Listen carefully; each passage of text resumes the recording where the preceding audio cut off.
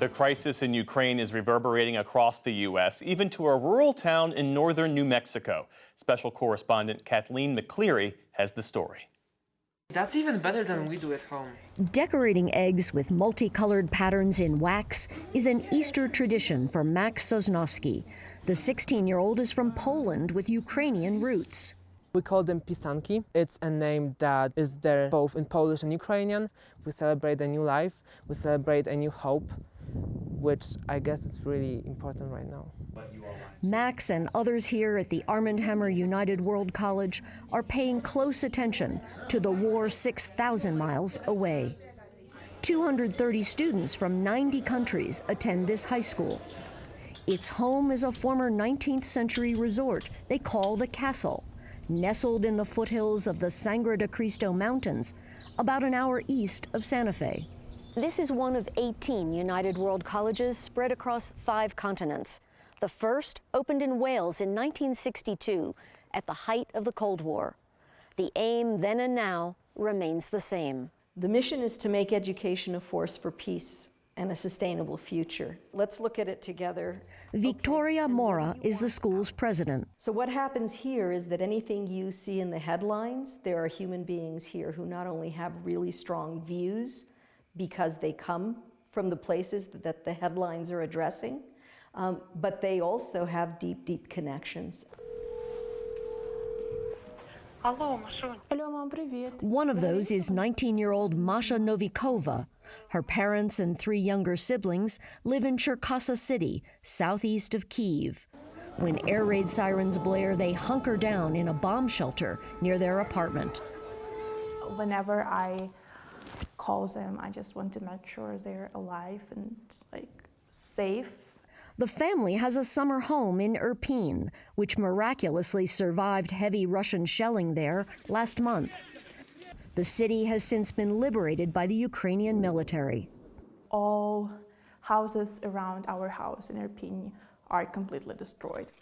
There are just dead bodies on the streets. Irpin was a very developed city, and now it's a living hell. Images of war prompted Sofia Pavienka, born in Moscow but now living with her family in New Mexico, to do something with her Russian and Ukrainian friends. I thought to myself, you know, it might be a good idea to have a little fundraiser here with some good food, because people love food on this campus, and I am a good cook. Together they made blinis, a typical Slavic treat. It's $3.50 a topping. Maria Gomberg, from a Russian Jewish family living in Mexico City, joined in. We're young and we are able-bodied and we're fresh-minded and we all really just want to do our part. So far we have made close to $500. It's money they'll donate to Ukrainian hospitals.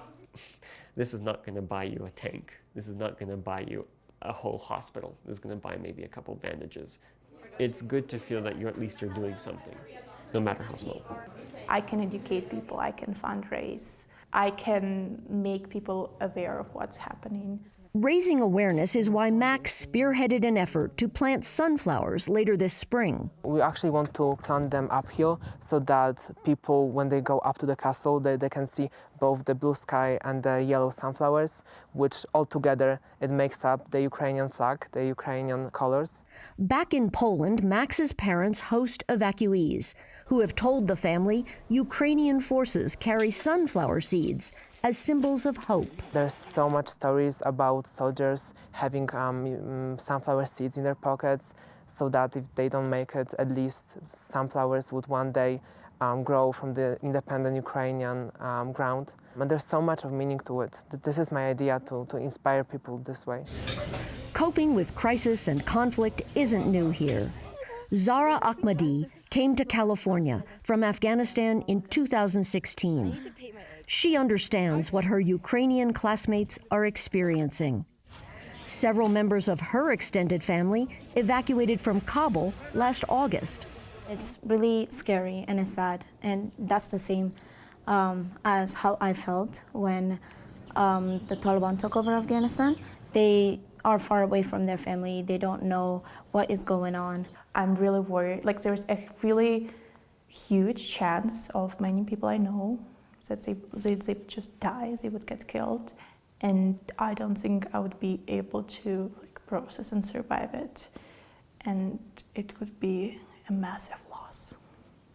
After graduation, Masha will attend college in the United States.